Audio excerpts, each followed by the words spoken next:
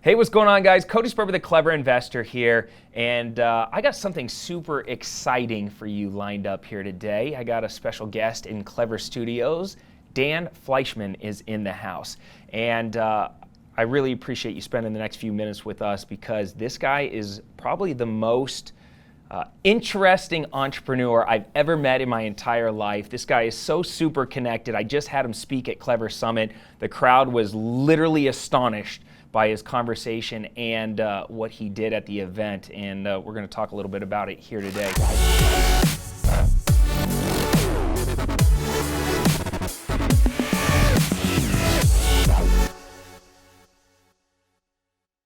First off, Dan, welcome to Clever Investor Studios. Thank you. Glad to have you here. Now, when I say Dan's the most connected guy, he literally is the most connected guy I've ever met. And such an interesting entrepreneur. There's never been a moment that I've had a conversation with him where you didn't surprise me with the cool shit that you're doing with your life right now. So I just thought it would be fun to spend a few minutes and kind of peel back some of the layers. Because when I first saw you, I was like trying to read you, and I was like, what the hell happened here? Like this guy, like you came, at least on social, like you came out of nowhere to my world. And all of a sudden, I'm watching your stuff, and it's almost like I didn't see you coming, and then all of a sudden you took over. And like a 20-year overnight success. Yeah, but it was like when you took over, though, I started peeling back the layers, and I'm like, oh my God, you literally have your hands in everything that was going on Instagram. You're like behind all the big brands, all the big influencers. So let's talk about like your start real fast. Sure. You're from San Diego originally. Yeah. Where did you start? Started in high school, working 3 jobs, saving up money to trademark the catchphrase, "Who's your daddy?" For 300 different products. By 18, we did $9.5 million revenue. By 22, we were preparing to go public on the stock market. 23, we went public. The next 4 years, I got us into 55,000 retail stores in America. I didn't sleep during those 4 years. And then on the 10-year anniversary, when I was 27, I resigned so I could put another feather in my cap to start an online poker site. Within 10 months, we're the 3rd biggest poker brand in the world. And then, boom, something called Black Friday happened, and online poker was shut down in America. So I paid back 41,000 people that day and became the good guy in the space because I was the only one that paid everybody back right away. And I realized I never want to have all my eggs in one basket ever again. So I became an angel investor. And I've invested in 34 companies since then. And I started a social media agency to help make sure my investments got famous and I could help their success rate. So social media agency is my main focus. We spend around $60 million a year for brands to post with influencers. And then we throw live events and charity events. That's my life in a nutshell. In less than 2 minutes. Well, first off, youngest person to ever take a company public. That's like that was like an initial claim to fame. I can only imagine being young and going through that initial process. Probably a lot of people, like, to me. I don't recommend it. It's 2 years and $2 million of legal fees and accounting fees to get public. It's a lot of work. From 21 to 23, we were like just living inside of lawyers and accountants' offices to prepare.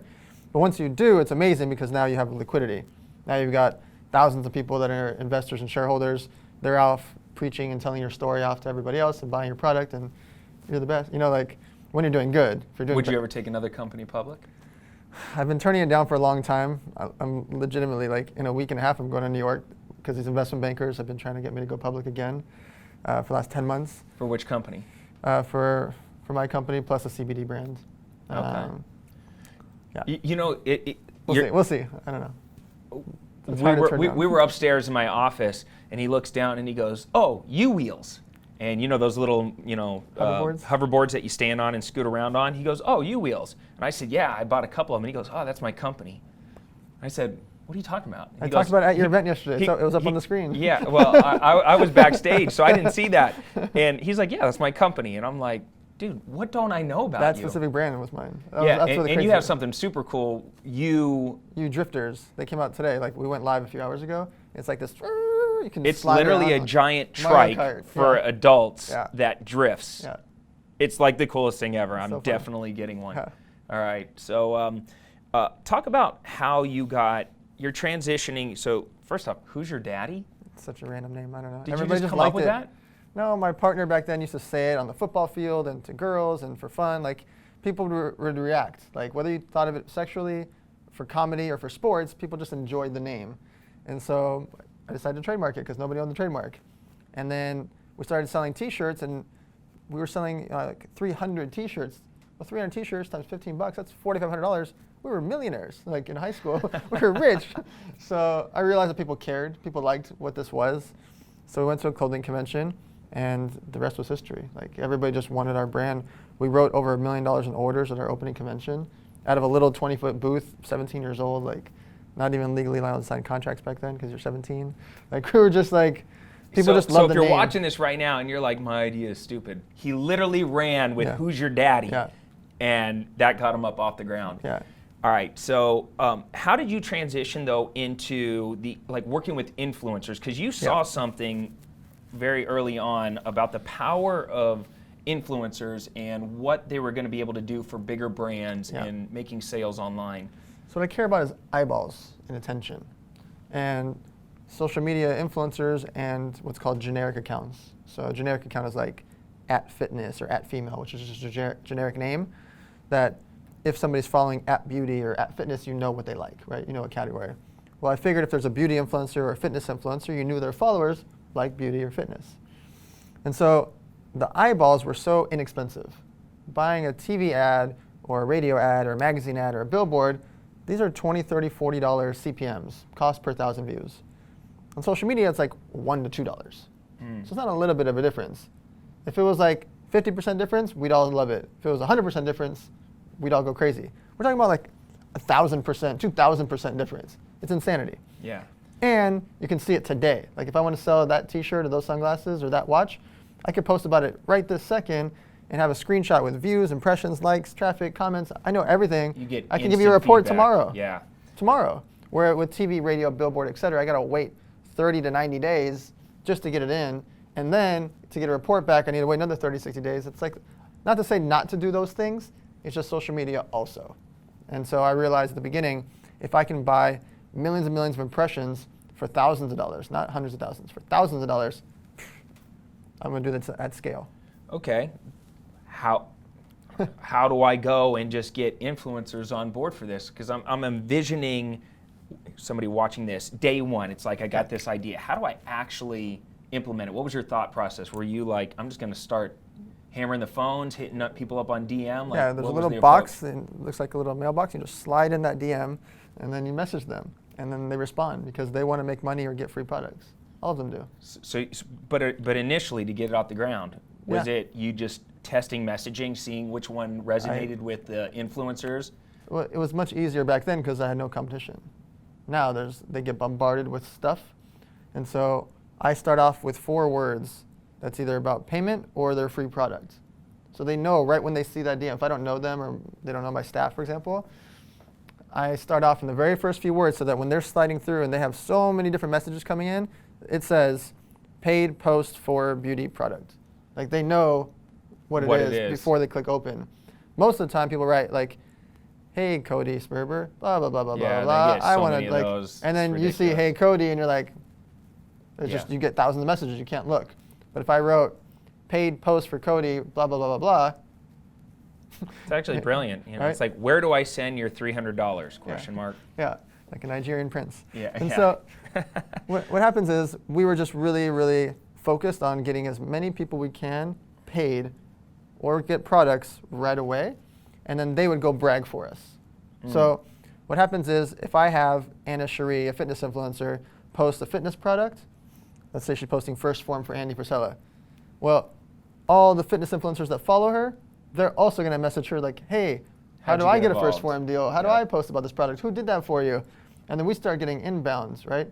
But now we get 27 new inbounds. We start talking with them. Well, what happens when they post? They might be much smaller than Anna, but now this person with 500,000 followers posts, and then they get 14 other influencers saying, hey, I want to post for that brand. So it just started going viral. Yeah. Yeah, super smart. Getting those first people is critical. And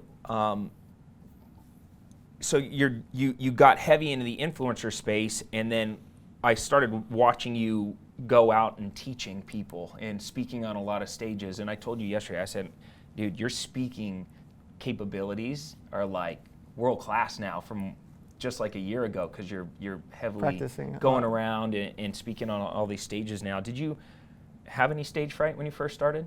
Was there ever any hesitation? I'd been speaking for 10 or 15 years before there was cameras, before there was social media, but never at scale, never like this, where this is getting out of hand how much I'm speaking. Back then, I'd already done 100, 200 events, but slowly. And I wasn't recording it. I didn't have videographers. I didn't have a team. I wasn't editing clips. Like, what happened was, about a year ago, I was spending tens of millions of dollars for a lot of the other authors and speakers on Instagram to make them famous. I never did it for myself. I still haven't bought any ads for myself, not a single one. But I was buying ads for all these guys, some of the most famous characters on social media, to make them famous, and then watching their lives completely change because now they have 2 million, 3 million, 5 million, 6 million followers, and they're household names in the game. And I didn't just start it, I ran with it and spending, to make them famous. But those millions of dollars translated to tens of millions and hundreds of millions of revenue for them. And so what happened was about a year and a half ago, I hired a CEO to help me run Elevator Studios. Much more high level of a CEO than I ever needed. Because he was the CEO of what's called Buena Murray, the largest reality TV show network. Oh, yeah. He was the first CEO. He did Real World and Simple Life. He created all these shows. Then he was a CEO for Dr. Phil. Then he ran $100 million budgets for Fox, like way too high level of a CEO for my size of a business. But I wanted him so that I could scale into him. Does that make sense? Like I wanted somebody that big that I could get it big enough to make him care. And so when I brought him on, it allowed me to just not have to be at the office all the time anymore. Everything is run by group chats, and he can be the CEO now, not me. So it freed up your time to go around and start taking on these speaking gigs? Yeah. Because you've done well over 200 of them now, right? Yeah. It allows us to get a lot of new clients, a lot of exposure, a lot of new interactions. And then when we throw live events, all the speakers are showing up. Like you had an amazing event this weekend. You being out there interacting with people makes people want to jump and fly, Andy flying cross country to come speak for you. That takes relationships and energy. Which, by the way, thank you for speaking at Clever I love Summit. it. It was fun. An absolute That was such a great crowd. blast. I think just being able to finally interact with everybody. When I'm going to speak at the events, I'm also making sure to interact with the other speakers and guests and people. And I think that brings in clients, relationships, and I don't want to call it clout, but like it builds like rapport with those people. All right, drop us a comment with your thoughts on this one. And that's all we have for now. Thanks for hanging out with us. I'm Cody Spur, the Clever Investor, signing off for now. Take care, comb your hair, and we're out.